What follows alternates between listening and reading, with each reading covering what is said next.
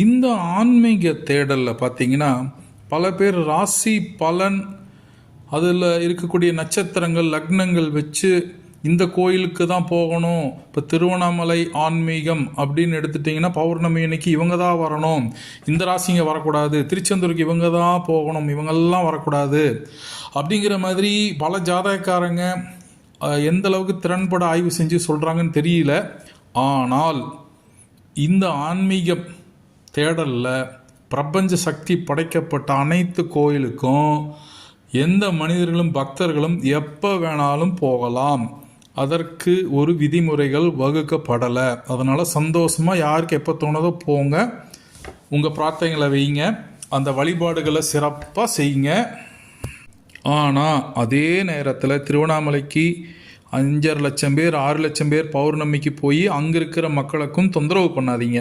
வருஷம் ஒரு தடவை போயிட்டு வாங்க, போதுமானது. உங்களுடைய ராசி பலனுக்கு அப்போ இல்லையா, அந்த இஷ்ட தெய்வங்கள் இல்லையா அப்படிங்கிறது கண்டிப்பாக இருக்குது, அதுவும் கும்பிடணும். ஏன்னா அதில் ஒரு சில வழிமுறைகள் வானசாஸ்திரம் ஜோதிட சாஸ்திர அடிப்படையில் ஒரு சில விளக்கங்கள் கொடுக்கப்பட்டிருக்கு, அதையும் கும்பிட்டுக்கலாம்.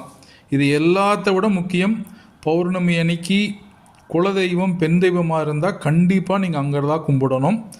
ஒரு சில விளக்கங்கள் நான் அடுத்த பதிவில் தரேன். ஓம் நம சிவாய.